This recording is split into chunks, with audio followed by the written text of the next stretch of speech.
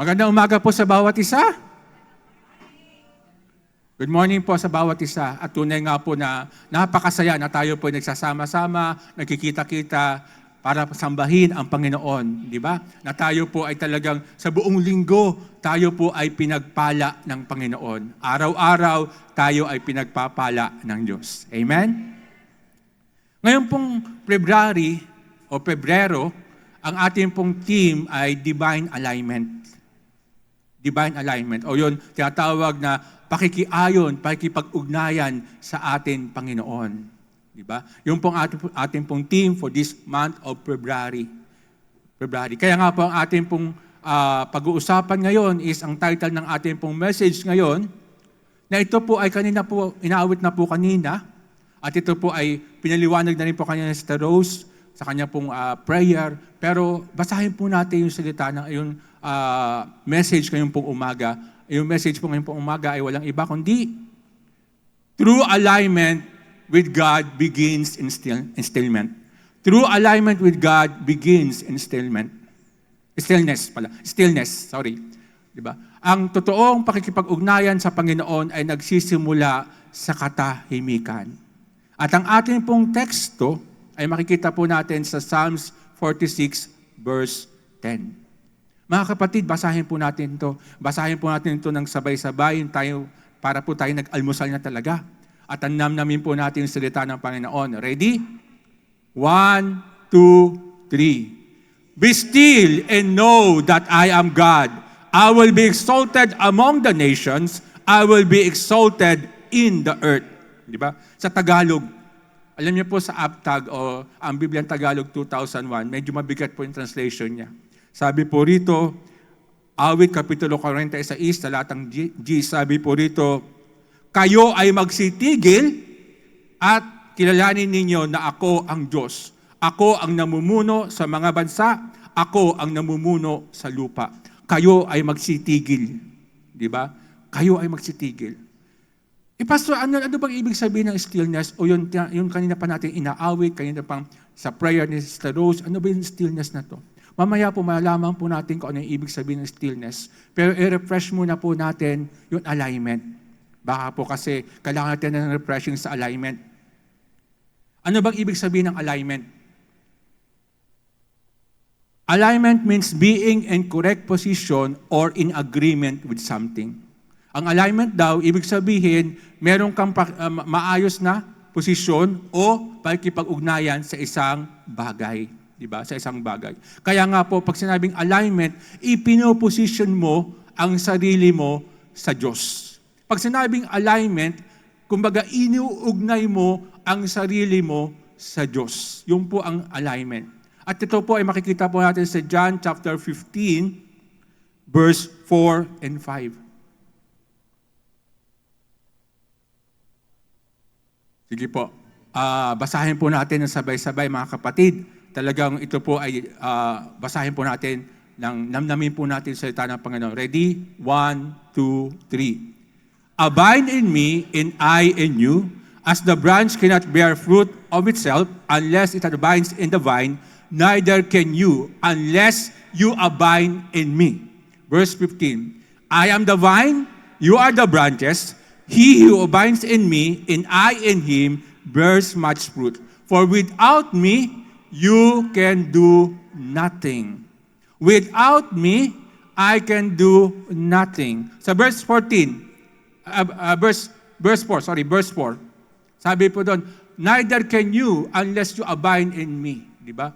Kumbaga, 2 beses ipinapakita ng Panginoon. 2 beses binanggit ng Panginoon na kung wala siya, wala po tayong magagawa. Di ba? Yun ang alignment. Kumbaga, ina-align po natin o inuugnay po natin ang ating sarili sa Panginoon. Ang ibig sabihin ng alignment sa Tagalog ay, ulitin po natin, ang ibig sabihin ng alignment sa Tagalog ay, o paghahanay, pakikiayon o paghahanay. Alam niyo po mga kapatid, lahat ng ginagawa natin para sa kaharian ng Panginoon ay ina-align po natin ang ating katawan sa Diyos. Ay ina-align po ang ating sarili sa Panginoon. Kapag tayo po ay nagbabasa, nagme-meditate ng salita ng Panginoon, kapag tayo po ay nagko-communion, ina-align po natin ang ating isipan, ang ating mga mata, ang ating pong kalooban sa Diyos. Kapag tayo po ay nagpipray, kapag tayo po ay nananalangin, kapag tayo po ay sumasamba sa Panginoon, kapag tayo po ay nakikipagniig sa Panginoon, ina-align po natin ang ating puso sa Panginoon. Diba? Kapag tayo po ay nagbibigay sa gawain ng Panginoon, nagbibigay sa kaharian ng Panginoon, nagbibigay sa ating kapwa, nagbibigay sa mga tao na nangangailangan, ina-align natin ang ating kamay sa kamay ng Diyos. Diba? Sa kamay ng Panginoon. Kapag tayo po ay nangangaral ng salita ng Panginoon, nagbabahagi ng salita ng Panginoon, kapag tayo po ay humahayo sa lansangan para mangaral sa salita ng Panginoon, ina-align po natin ang ating mga kamay, ang ating paa sa Panginoon. Diba? Sabi sa Biblia, napakagandang pagmasdan ang mga paa ng mga taong nagpapahayag ng kanyang salita. Kaya kapag tayo po ay nagpapahayag ng kanyang salita, ang ating pong mga paa ay ina-align po natin sa Panginoon. Kapag tayo po ay nagdi-disciple, kapag tayo po ay nagba-Bible study, kapag tayo po ay nag-cell group ng mga tao, o tayo po ay umaattend ng cell group, umaattend ng mga Bible study, umaattend ng mga discipleship class, ina-align po natin ang ating oras, ang ating effort, ang ating lakas sa Panginoon. Lahat ng ginagawa natin sa kaharian ng Panginoon is alignment. Nakuha po natin. Ina-align natin ang sarili natin sa Panginoon. Kaya po, importante, mayroon tayong alignment sa Panginoon. Mayroon tayong pakikiayon, pakikihanay, pakikipag-ugnayan sa Panginoon. Kung paano ang sanga ay hindi po pwedeng makapamunga kung wala sa puno, ganun din po tayo. Diba? Hindi tayo po pwedeng mamunga nang wala tayo sa Panginoon Jesus. Hindi tayo pwedeng maging successful, maging meaningful ang buhay, maging productive ang buhay, maging peaceful ang buhay kung wala tayo sa Diyos. Diba? Kung wala tayo sa Panginoon. Kaya ina-align po natin ang sarili natin sa Panginoon. That is why meron tayong tinatawag na panalangin, meron tayong tinatawag na pagbabasa sa salita ng Panginoon, meron tayong tinatawag na pagbibigay, meron tayong tinatawag na pagdalo ng gawain ng Panginoon. Dahil lahat ng bagay na ginagawa po natin ay ina-align natin ang sarili natin sa Panginoon. Inuugnay natin ang sarili natin sa Panginoon. At unti-unti tayong umaalis sa mundo. Diba? Yun ang alignment. At ang alignment po ay nagsisimula, katulad po ng title natin kanina, true alignment with God begins with stillness. Ano yung stillness? Nagsisimula po kasi ang alignment, yung pakikipag-ugnayan natin sa Panginoon, yung pakikiayon natin sa Panginoon, pakikihanay natin sa Panginoon, ay nagsisimula sa stillness. Ano bang ibig sabihin ng stillness?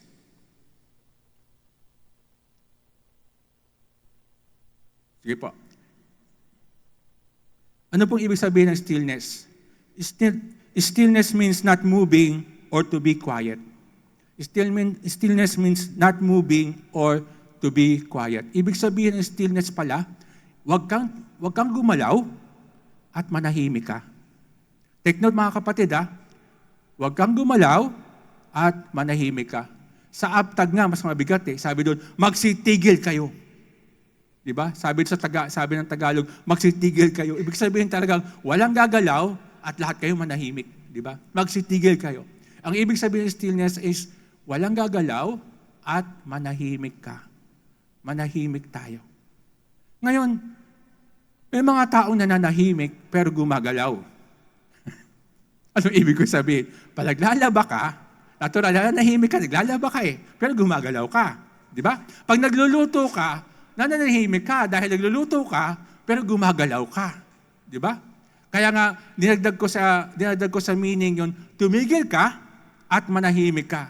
Kasi may mga taong nananahimik nga, pero hindi naman dahil sa Diyos. Nananahimik dahil masama ang loob. Nananahimik dahil may kinikimkim na galit sa kanyang puso. Nananahimik dahil siya ay may nakasamaan ng loob. Di ba? Hindi yun ang sinasabi kong pananahimik, mga kapatid. Ang sinasabi kong pananahimik ay tumigil ka at manahimik ka. Makikita natin sa Mark chapter 1 verse 35 o sa Tagalog ay Marcos kapitulo 1 talatang 35. Ito ay pinakita ng Panginoon. Ang Panginoon mismo, ang Panginoon Jesus mismo ang nag-model ng stillness na tinatawag. Basahin po natin to. Ready? 1, 2, 3. Nang madaling araw, habang madilim pa, pagbangon ni Jesus ay lumabas siya at nagtungo sa isang ilang na lugar at doon ay nanalangin. Sabi doon, mga kapatid, madaling araw pa, hindi tanghali, hindi hapon, at mas lalong hindi gabi. Ang sabi doon, madaling araw pa, habang madilim pa, nagbangon si Jesus. Take note of this. Si Jesus ang anak ng Diyos. Si Jesus ang anak ng Panginoon. Siya po ay Diyos na nagkatawang tao. Pero siya ay bumangon ng madaling araw. Kung ang Panginoon Jesus mismo ay kailangan bumangon ng madaling araw, how much more tayo? Diba? Na tayo ay tao lang. Diba? Tao lang. Sabi doon, nang madaling araw, habang madilim pa, bumangon si Jesus at lumabas siya. Lumabas siya at nagtungo sa isang lugar upang manalangin. Mga kapatid, mga minamahal, ang stillness po ay wala pong ingay. Wala pong galaw.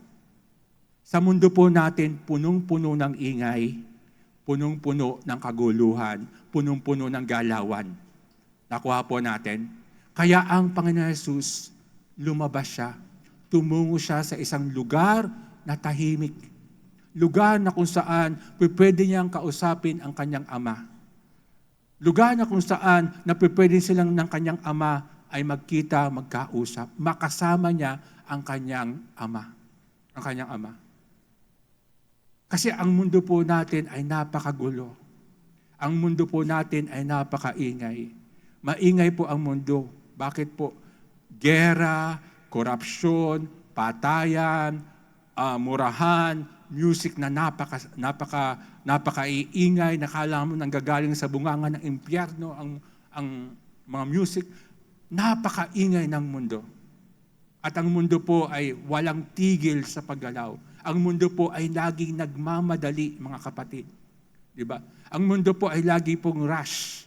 Lagi po nagmamadali ang mundo. Di ba? Kaya nga po, pagising natin sa umaga, hindi natin alam kung anong gagawin natin. Bakit po? Kasi nga, late na tayo. Marami na tayong dapat gawin, marami na tayong dapat unahin, marami na tayong obligasyon, marami na tayong dapat puntahan. Diba? May trabaho tayo, may pag-aaral tayo. Kasi nga, ang mundo po ay marami pong galawan. Marami tayong dapat ikilos, marami tayong dapat igalaw sa mundong ito.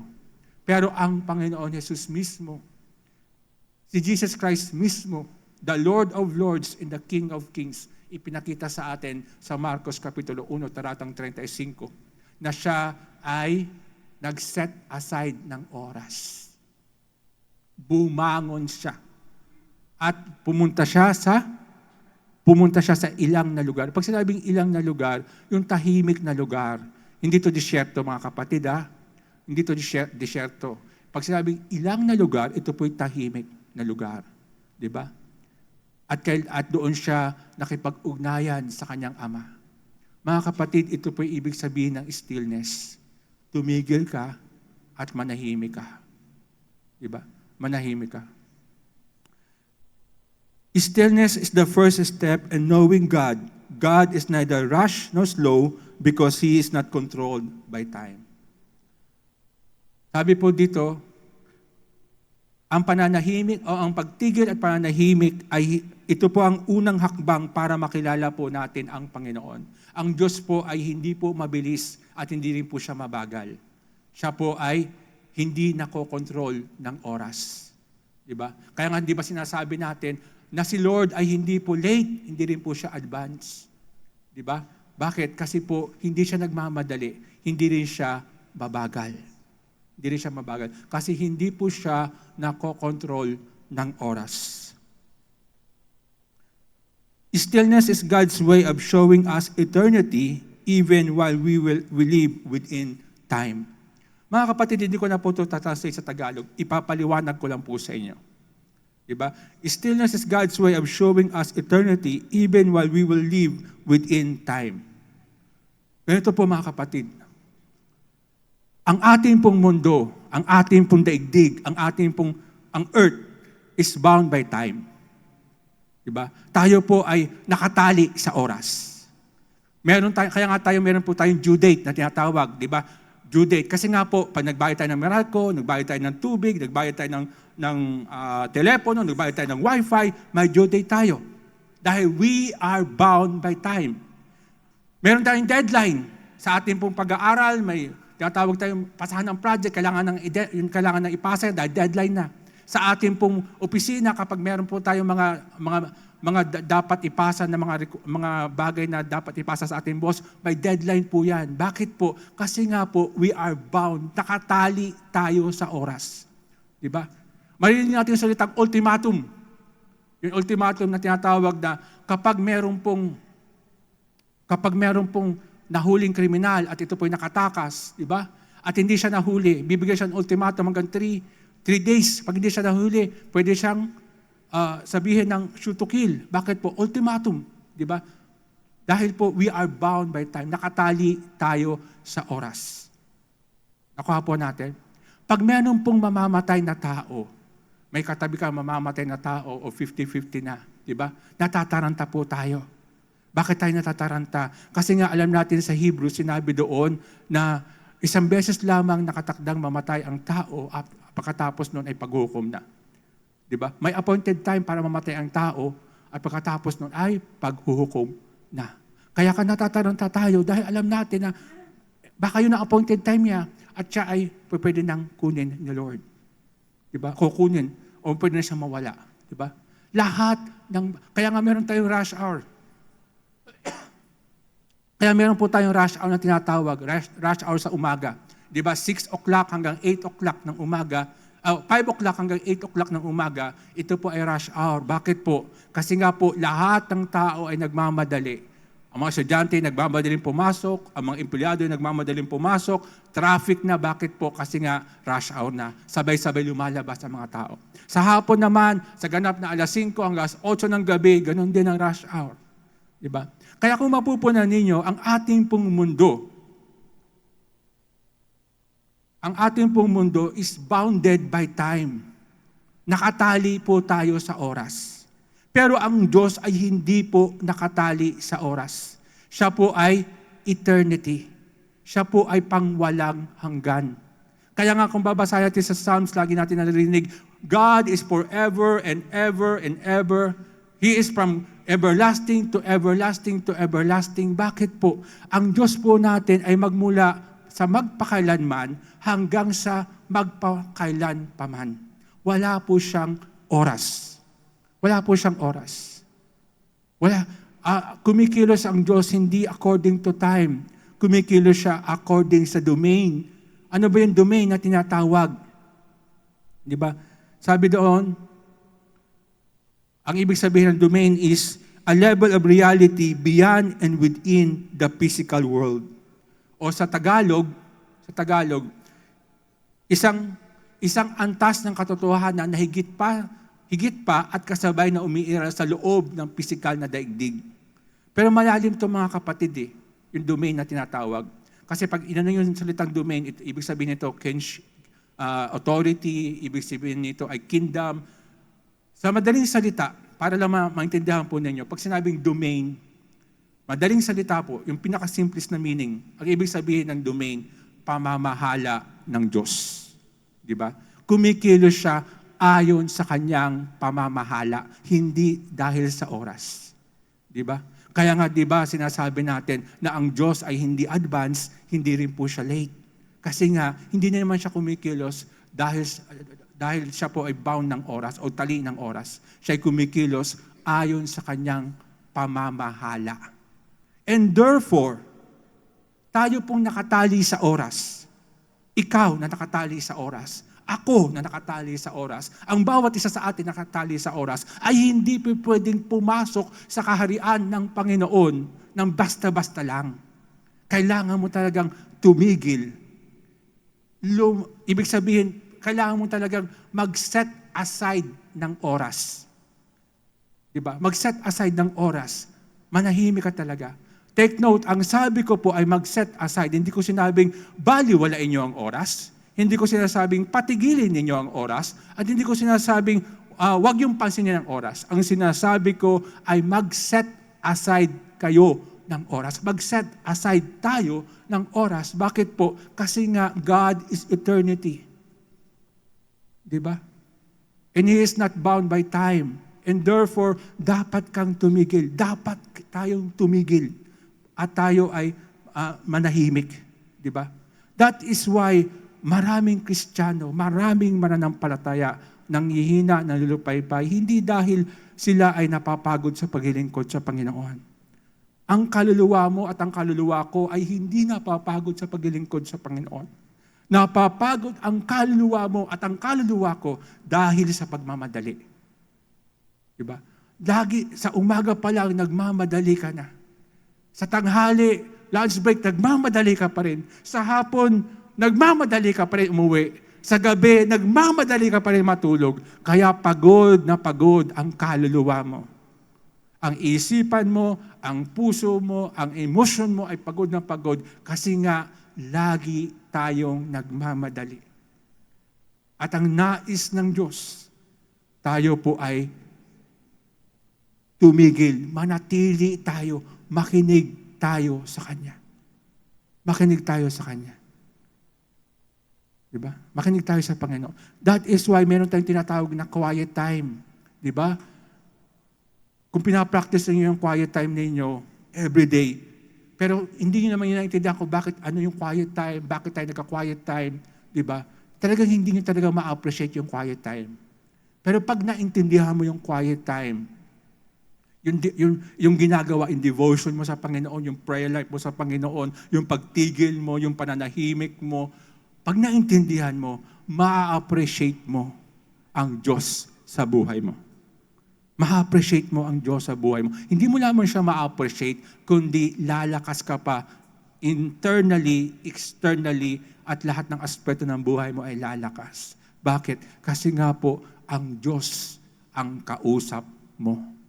Ang Diyos ang nakikipag-usap sa'yo. Through stillness, we will know God because He will give us instruction and command to follow so that His purpose will be fulfilled in us. Sa pamagitan ng pagtigil at pananahimik, malalaman natin yung mga instruction ng Panginoon, yung mga utos ng Panginoon sa atin para ma-fulfill natin yung Kanyang layunin sa buhay po natin. May mga tao, and sad to say, may mga believers na hanggang ngayon hindi nila alam kung ano ang purpose ng buhay po nila. Mga kapatid, I am not condemning you. I am here to shape you para hubugin po kayo. Kaya kung minsan hindi natin alam kung ano yung purpose ng buhay po natin dahil wala naman tayong oras na tumigil, wala naman tayong oras na manahimik, wala tayong oras na makinig sa Diyos. Wala tayong oras na makinig sa Panginoon. Ang Diyos po ay hindi po sumisigaw. Tandaan po natin yan. Ang Diyos po ay hindi sisigaw. At siya po ay hindi sisigaw. Bakit po? Siya po ay bubulong lang. Diba? Kailanman ang Diyos ay hindi sisigaw. Bakit? Siya po ay kalmado and gentle. He is calm and gentle. Nabanggit na po si Taros kanina, yun sa Mark 4, na ang ating Panginoon Jesus, na siya po ay natutulog, pero biglang dumating, yung malakas na bagyo, yung malakas na alon, yung mga alagad na taranta na. Bakit? Kasi nga, masisira na yung bangka. Kapag nasira yung bangka, malulunod sila. At ginising nila ang Panginoon Jesus. Sa kasarapan ng tulog ng Panginoon Jesus, ginising nila ang Panginoon Jesus. Bakit po? Sa takot nila. Anong sabi nila?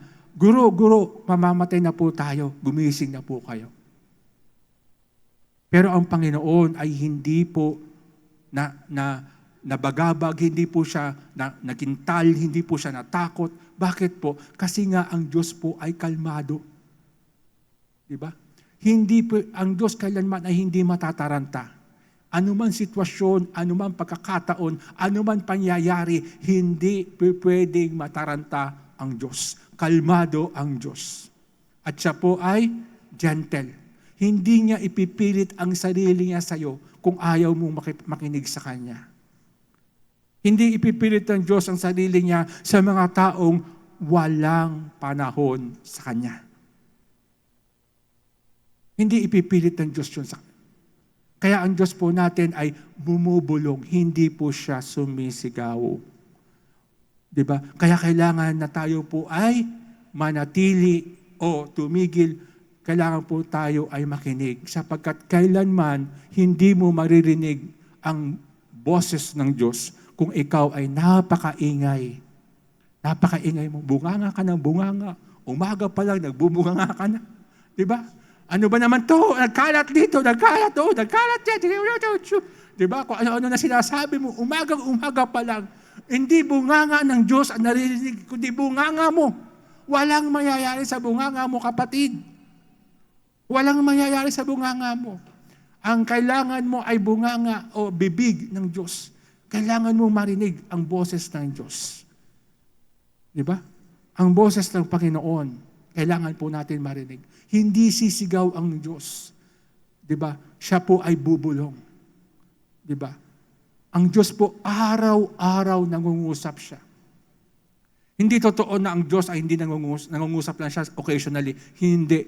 Araw-araw nangungusap ang Panginoon. Araw-araw may sinasabi siya sa iyo at sa akin. Araw-araw may ginagawa ang Diyos. Araw-araw may nais ipagawa ang Panginoon. Araw-araw nais siyang kumilos sa buhay mo. Hindi lang natin maramdaman at hindi lang natin makita, hindi natin marinig dahil wala tayong oras na makinig sa Kanya. Diba? Wala tayong oras na makinig sa Kanya. Basahin po natin yung Psalms. Psalms 32 verse 8. Basahin po natin ito mga kapatid. Ready? 1, 2, 3. I will instruct you and teach you in the way you should go. I will guide you with my eye. Di ba? I will instruct you and teach you in the way you should go. Mga kapatid, kung sinabi ng Panginoon na bibigyan kanya ng instruction, kung sinabi ng Panginoon na tuturuan kanya sa daan na dapat mong lakaran, pero hindi mo alam kung saan ka pupunta, sinong may diferensya? Si Lord o ikaw? Diba? Sino may diferensya? Si Lord o ikaw? Diba? Sinabi ni Lord. Pag sinabi ni Lord, sinabi ni Lord. Pag sinabi ng Diyos, sinabi ng Diyos. Hindi niya pwedeng baliin kung ano ang sinabi niya. Sinabi niya. I will instruct you and teach you in the way you should go. I will guide you with my eye. Kasi ganito mga kapatid, kapag mayroong instruction ng Panginoon, kapag mayroon siyang itinuro sa atin, tinitingnan niya muna kung gagawin natin yon. Kaya nga sabi doon, I will guide you with my eye. Diba? Ino-observe ng Panginoon kung gagawin natin yun, kung susunod tayo kaagad. Kung hindi tayo susunod kaagad, walang susunod na instruction. Bakit? Kasi hindi ka naman nakinig sa Kanya. Hindi ka naman sumunod sa Kanya. Nakuha po ibig kong sabihin, mga kapatid. Diba? Kaya nga po sa stillness, o yung pagtigil at pananahimik, dito po natin, nagkakaroon po tayong tinatawag na pakikinig sa Panginoon. Diba? Pakikinig sa Diyos. Stillness is not a choice. It is a command of God for matured and growing believer. Believers. Tama. Believers, di ba? Sabi doon, ang pananahimik o ang pagtigil at pananahimik ay hindi po natin pagpili. Ito po ay utos. Para po doon sa mga malago at lumalagong mananampalataya. Di ba? Sa mga malago at lumalagong mananampalataya. Ang sinabi ba ng Panginoon sa Psalms 46 verse 10, ay please be quiet. Diba? O sabi niya, please stay. Hindi yun ang sinabi niya sa Psalms 46 verse 10. Ang sabi niya, be still. Magsitigil kayo. Tumahimik kayo. Makinig kayo. Diba? Ito ay utos. At kapag utos, kailanman hindi tayo pwedeng mamili kung susunod tayo o hindi. Isa lang ang dapat mong gawin, sumunod ka. Diba? Sumunod ka. Diba? Kapag utos, kailanman hindi ka pwedeng mag-resist. Isa lang ang pwede mong gawin, sumunod. Diba? Sumunod tayo. That is why may mga Kristiyano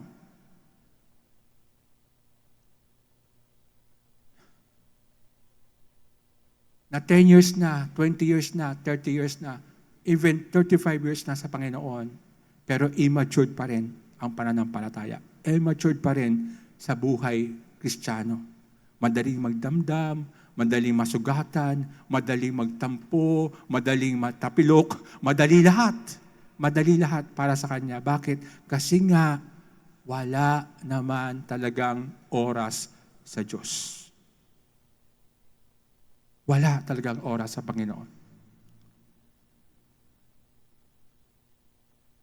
Ang buhay Kristiyano po, mga kapatid, ay hindi patagalan. Ang buhay Kristiyano po ay patatagan. Kung ikaw ay magiging matatag, natatayuan mo ang salita ng Diyos. Kasi kung patagalan lang ang Kristyanismo, mga kapatid, maraming mananalo. Diba? Kasi nga sabi ng Biblia, maraming nauuna pero nahuhuli. At maraming nahuli pero nauna. Diba? Nauna. Pero hindi ganun ang kaharian ng Panginoon. Hindi patagalan, kundi patatagan. Kung sino ba talaga ang tatayo sa salita ng Diyos. Sino ba talaga ang susunod sa Kanya? Sino ba talaga ang magpapagamit sa Kanya ng totoo? Ng totoo. Diba? Rushing is the world's way of distracting humanity. Take note, ha? Rushing is a world's way of distracting humanity. Ang pagmamadali po, ito po ang paraan ng mundo para lituhin ang sangkatauhan. Diba?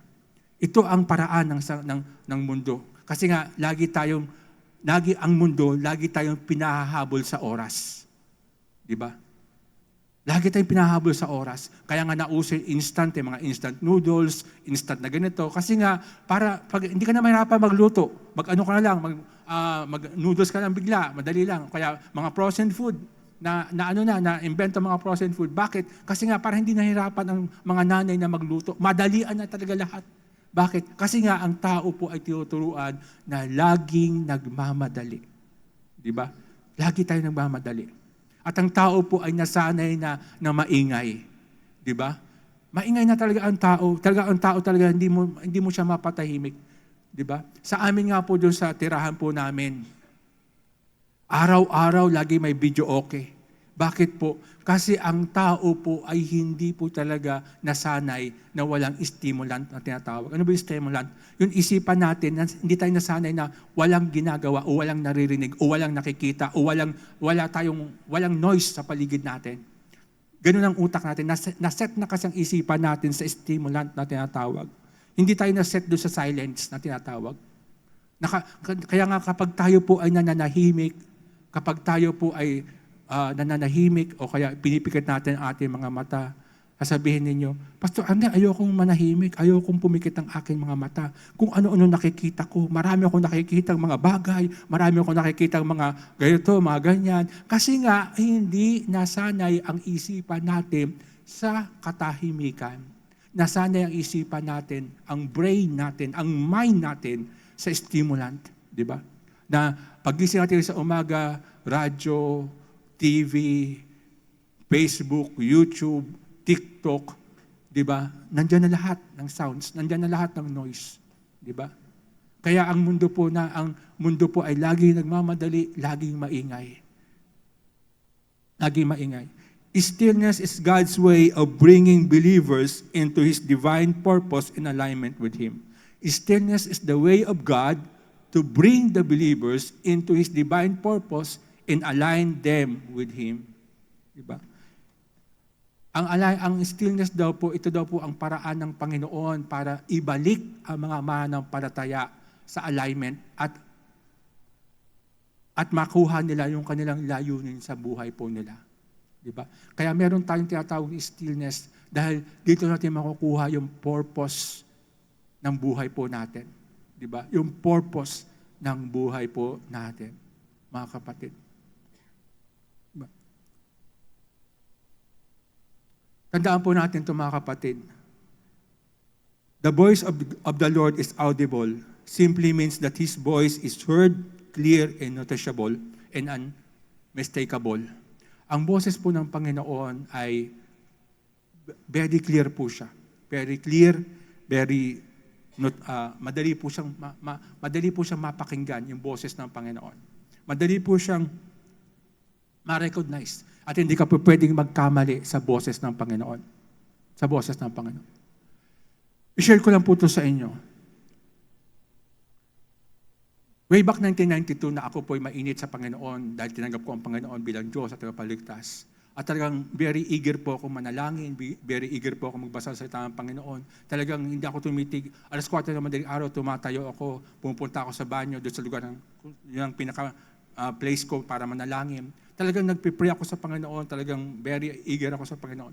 At up to the point na talagang umaakit ako ng prayer mountain. Bakit? Gutom na gutom ako at uhaw na uhaw ako sa presensya ng Panginoon. Umakyat ako ng prayer mountain, ako lang mag-isa. Punta ako diyan sa dito sa may Quezon City, nakalimutan ko ng lugar na yan. Kumuha ako ng ID para makapasok ako sa prayer mountain. At pumunta ako sa prayer mountain, talagang nag-stay ako doon ng one day, buong araw. Hindi alam ng mga magulang ko kung saan ako nagpunta. Hindi alam ng nanay ko, hindi alam ng tatay ko saan ako nagpunta. Basta pumunta ako doon sa prayer mountain. At pagpunta ko sa prayer mountain, talagang pinractice ko yun kasi tinuturo naman sa amin sa Sunday school na manahimik, mag-pray, huwag ka muna magsalita, mag-ano ka muna, di ba? Pinractice ko yun. Pagpunta ko ng prayer mountain, nanahimik ako, nag-pray ako, wala namang word si Lord sa akin. Wala siyang word sa akin. Talagang nagugutom na ako. Wala pa rin word si Lord sa akin. Sabi ko, wala yatang word si Lord sa akin. Lumabas na ako. Pagdating ko, hindi pa na ako tumigil sa panalangin ko sa Panginoon. Nakita ni Lord kung gaano ako faithful sa Kanya. Until, pagkatapos ko pumunta ng prayer mountain, after a week, ang Diyos po ay pinapunta. Parang hindi ko malaman na may usapan kami ng isang pastor, dati kong pastor, kasi siya ang mentor ko sa worship. Mag-asawa tong pastor na to, nung kabataan ko. Sila po yung mentor ko sa worship. Doon ko po natutunan kung paano sumamba sa Panginoon. Di ba? Kung paano sumamba sa Panginoon. Kasi ang gaganda ng boses nila eh. Pero ako hindi. Ang gaganda ng boses nila. Pinuntahan ko sa Novaliches, anong tawag ito? Holy Cross. Sa Holy Cross, pinuntahan ko. Galing akong San Juan, pumunta ako ng Holy Cross, pinuntahan ko. At pagpunta ko doon, may isang pastor doon na kilala ko siya, pero ako hindi niya kilala. Kasi nga, senior pastor yun ng church namin dati, na malaki. At kilala siya. Maski yung mag-asawa na pinuntahan ko, kilala sila. At nagtaka ako, sabi sa akin ay, sumama ka sa amin doon sa church ng nanay ko, sabi ng pastor na pinuntahan ko. Nanay ko, sabi ng isang lalaki, isang pastor. At sumama ako. Pagsama ko, doon sa church, ang gathering po ay siguro mga 10 o 12. Tapos ako po ay nakipagkamay doon sa isang lalaki, tapos isang babae. Tapos all of the sudden, sa tenga ko, ang lakas ng bulong na hindi ko maintindihan. Sabi niya sa akin, sabihin mo sa mga taong ito na kung sila ay magpapakumbaba at susunod sa akin, padadamihin ko ang iglesyang ito, lalago ang iglesyang ito. Ang iglesyang ito ay pagpapalain ko. Di ba? Pagpapalain ko. At that time, hindi ko talaga alam kung si Lord John o ako lang. Pero ang lakas, talagang very talaga napaka clear nung ano na yon, nung boses na yon about two sentences sinabi ng Panginoon. At yun ay hindi ko naman inaakala na masasabi ko yon. Yung pala pagdating ng worship time, ng time na yon, pinatayo po ako, yung bisita daw, sabi niya, baka may gusto kang sabihin. Hindi ko alam na patatayoin pala yung bisita doon. Akala ko hindi pinapatayo yung bisita doon. Pinatayo ako. At sinabi ko kung ano yung sinabi sa akin ni Lord. Pero doubt ako kung kay Lord galing yun. Basta yun ang sabi sa akin eh. Yun ang boses na narinig ko. And yun, senior pastor na kasama po namin, sinabi niya, ang ipipreach ko po, yung sinabi ng bisita kanina. Yung word na sinabi niya. Kinonfirm niya, yun po ang ipipreach ko ngayong gabi. You see mga kapatid, ang salita, ang boses ng Diyos ay dumarating hindi sa expected time natin. Siya mismo ang magsasalita sa panahon gusto niya. Diba? Sa panahon gusto niya. Diba? Kaya ko kunin itong mga kapatid, bagamat hindi ko na kailangan ikwento at wala to sa plano kong ikwento sa inyo. Pero para maintindihan lang ninyo na ang boses ng Panginoon is clear, concise, diba? Clear and concise siya at very noticeable. Talagang maririnig mo talaga na talagang ang lakas ng ugong. Bulong lang siya pero napaka-clear, napaka-linaw na salita ng Panginoon. Sabihin mo sa mga taong ito na kusulay magsisisi at magpapakumbaba. Di ba? Ang iglesyang ito ay aking pagpapalain. Di ba? Kaya sinabi ko yun. Yung sinabi ko yun, kinonfirm naman yung senior pastor na kasama po namin na ito ay galing sa Diyos. Di ba? Ito ay galing sa Panginoon. Kaya mga kapatid, ang boses ng Diyos ay maririnig po natin. Kung nakipag-usap sa akin ng Panginoon, kay Pastor George nakipag-usap ang Panginoon, di ba? Nakipag-usap ang Panginoon, makikipag-usap din ang Diyos sa bawat isa sa atin. Di ba? Sa bawat isa sa atin. Ano ba yung big picture sa ating pong text ngayon? Di ba? Sa ating pong text, di ba? Makikita natin yung big picture sa ating pong text. Unang-una, the whole earth is out of alignment with God because of rushing and noise in it. Basahin po natin yung ating pong teksto, Psalms 46 verse 10. Sabi po doon, be still and know that I am God. I will be exalted among the nation. I will be exalted in the earth. Ibig sabihin, pinatigil ng Diyos ang lahat ng tao para malaman ng lahat ng tao na siya ang Diyos. Na dapat siyang maitaas sa buong mundo at sa lahat ng nasyon. Bakit po? Kasi nga po, ang big picture dito, lahat ng tao, lahat ng nasyon, ang buong mundo po is out of alignment sa Diyos. Out of alignment sa Panginoon. Hindi na sumusunod sa Panginoon. Wala nang pakikipag-ugnayan sa Diyos, wala nang pakikipag-niig sa Panginoon, wala nang pakikinig sa Diyos, wala nang pagtigil. Pangalawa, silence before revelation. Mga kapatid, kailangan muna natin manahimik bago tayo magkaroon ng tinatawag na kapahayagan. Ang kapahayagan po ay dumarating sa pagtigil at sa pananahimik. Diba? Kung gusto mong magpahayag sa iyo ang Panginoon, kung gusto mong mangusap sa iyo ang Panginoon, kung gusto mong makilala ng lubusan ang Panginoon, matuto kang tumigil, matuto kang manahimik. Manahimik. Okay. Yun po yung intro. Intro pa lang po yun. Alam niyo po, kaya mahaba yung intro kasi nga kailangan ko po ipaliwanag kung ano yung stillness. Diba? Stillness. Ngayon, dako na po tayo sa ating pong punto. Bibilisan ko lang po para tayo po ay hindi masyadong mainip. Diba? The greatest question today, diba? The greatest question today is, how can stillness help us align with God? Diba? Paano makakatulong ang pananatiling tahimik upang tayo ay makaugnay sa Diyos? Diba? Paano makakatulong ang pananatiling tahimik upang tayo ay makaugnay sa Panginoon? Diba? Unang-una, through stillness, our spiritual ears are sharpened to hear the voice of God. Sa pamamagitan ng pananahimik, ang ating pong tenga ay nahahasang makinig sa Panginoon.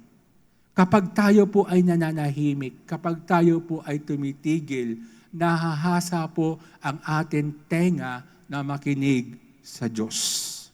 Basahin po natin ang Psalm 62 verse 11. Basahin po natin ito sabay-sabay. Ready? 1, 2, 3. God has spoken once, twice I have heard this. The power belongs to God. Sabi po dyan, isang beses lamang mangungusap ang Panginoon, pero 2 beses ko to maririnig, sapagkat ang kapangyarihan ay nanggagaling sa Kanya. Diba? Ano ibig sabihin po nito? Kailangan natin maghintay. Kailangan natin patalasin ang ating pong tenga para mapakinggan natin ang boses ng Panginoon. Diba? Kapag tayo po ay nananahimik, kapag tayo po ay tumitigil sa ating po mga ginagawa, kapag meron tayong oras na manahimik, tumigil, tandaan po natin, ang Diyos po ay mapapakinggan po natin. Nahahasa po ang ating tenga na makinig sa Panginoon. Makinig sa Panginoon.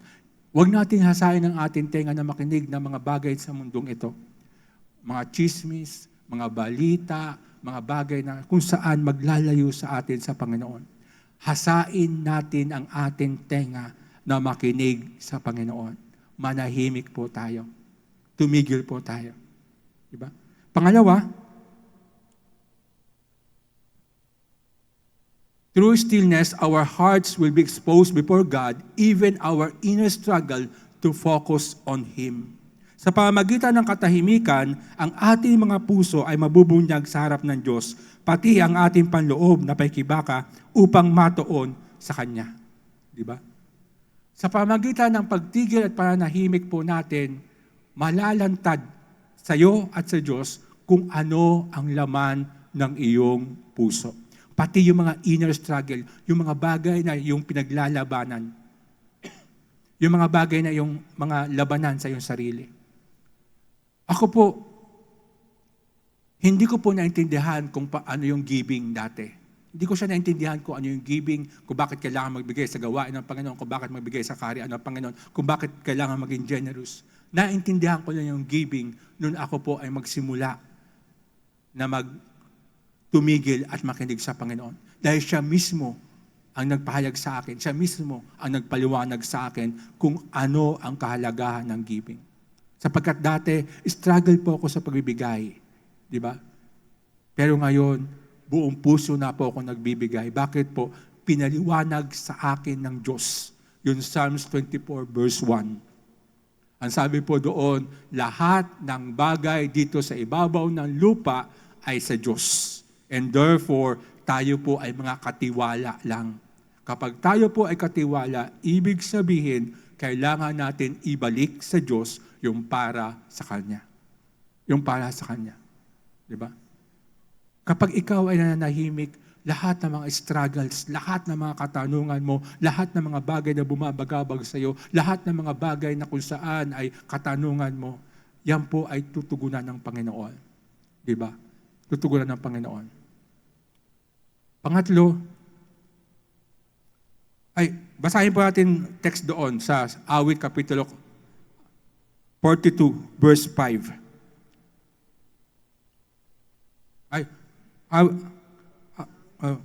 24 verse 5.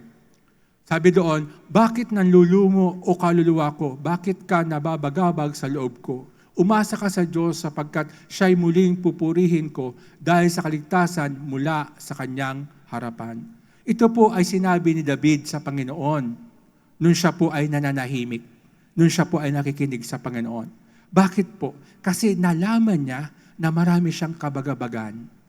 Ang kanya pong kaluluwa ay nangihina, ang kanya pong kaluluwa ay nanlulumo, nababagabag ang kanyang kalooban. Bakit po? Kasi nga, nalaman niya na marami siyang worry, marami siyang fear, marami siyang anxiety, marami siyang tanong dahil siya po ay nanahimik. Diba? Siya po ay nanahimik at nakinig sa Panginoon. Diba? Kapag tayo po ay nanahimik at nakikinig sa Panginoon, kapag tayo tumigil at nanahimik, tandaan po natin, malalaman mo yung mga inner struggle mo. Diba? Ikaw mismo, sasabihin mo sa Panginoon, Lord, isinusuko ko sa iyo ang bagay na to. Ikaw mismo, magkakaroon ng tinatawag na self-deliverance. Diba? Yung bang ikaw mismo, lahat ng kahinaan mo, mapapalaya ka. Lahat ng stronghold sa buhay mo, mapapalaya ka. Bakit? Kasi nga, ang Diyos mismo ang nagre-reveal sa iyo. Ang Diyos mismo ang nagpapahayag sa iyo. Ang Diyos mismo ang magbibigay sa iyo ng kalayaan. Ng kalayaan. Ng kalayaan. Number 3, in stillness, God speak peace to our heart, calming our soul and spirit. In stillness, our God speak peace to our hearts, calming our soul and spirit. Sabi po rito, sa katahimikan, nagsasalita ang Diyos ng kapayapaan sa ating puso. Pinapakalma ang ating kaluluwa at espiritu. Makikita po natin sa Awit, Kapitulo 85, talatang 8, 85 verse 8. Mga kapatid, basahin po natin to. Ready? 1, 2, 3. Aking papakinggan kung ano ang sasabihin ng Diyos na Panginoon, sapagkat siya'y magsasalita ng kapayapaan sa kanyang bayan at sa kanyang mga banal.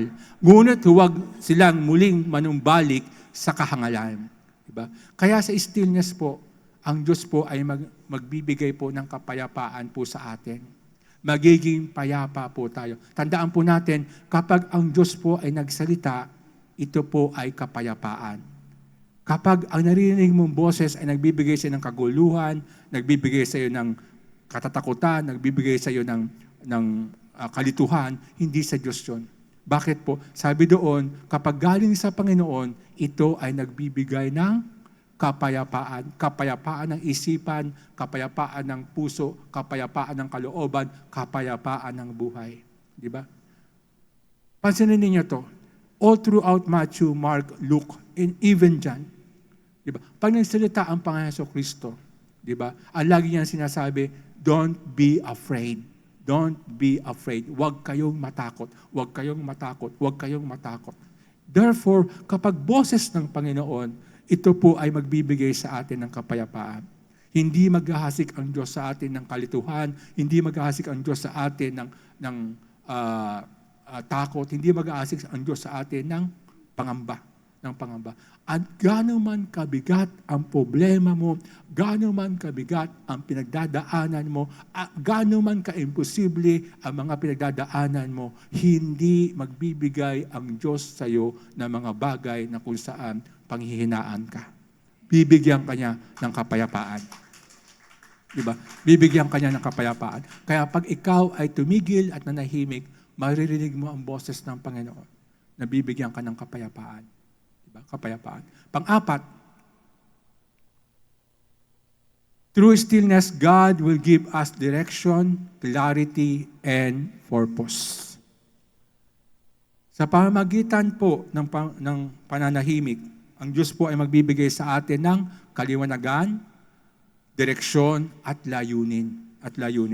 Makikita po natin ito sa Awit, Kapitulo 23, talatang 1 hanggang 3. Basahin po natin ito mga kapatid, mga minamahal.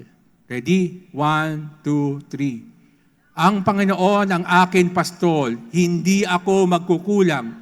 Pinahiga niya ako sa luntian pastolan, inaakay niya ako sa tabi ng mga tubig at pahingahan. Verse 3. Pinapanumbalik niya ang akin kaluluwa, inaakay niya ako sa mga landas ng katwiran, alang-alang sa kanyang pangalan. Pansinin po ninyo ito mga kapatid. Ang sabi po sa atin pong sa Awit Kapitulo 23, talatang 1 hanggang 3, sabi po doon ay, ang Panginoon ang aking pastol, ako ay dinadala niya sa sariwang batisan. Take note, Dadalhin ka ba ng Panginoon literally sa sariwang batisan? Talaga bang hihilahin ka niya? Talaga bang ikaw ay pupuntahan niya at hihilahin ka niya sa isang batisan? Hindi. Paano natin ito makukuha? Diba? Sa pamamagitan ng ating pong paglapit sa Kanya. Sa pamamagitan ng ating pong pagtigil, sa pamamagitan po ng ating pananahimik, dinadala tayo ng Diyos sa sariwang batisan upang tayo po ay magkaroon ng pagiging sariwa, upang magkaroon po tayo ng direksyon, upang magkaroon po tayo ng kaliwanagan, upang magkaroon po tayo ng purpose, ng layunin. Ng layunin. Mga kapatid, mga minamahal, kung gusto po natin na maging aligned sa Panginoon, makaugnay, makahanay sa Panginoon, kailangan tayong magkaroon ng tinatawag na pagtigil at pananahimik. Pananahimik. Yun po yung 4 na bagay na nakatulong bakit ang pananahimik, ang pagtigil ay mahalaga. Unang-una, di ba? Ano po yung unang-una? Di ba? Ang pananahimik po ay nagpapatalas ng ating pong tenga, di ba? Pangalawa, ang pananahimik po ay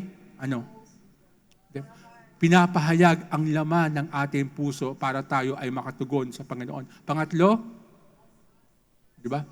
Ang Diyos po ay nangungusap ng kapayapaan sa ating pong puso at kailanman hindi siya magbibigay ng kaguluhan o kalituhan. Pang-apat, di ba? Siya ang nagbibigay ng direksyon, clarity, and purpose sa buhay po natin.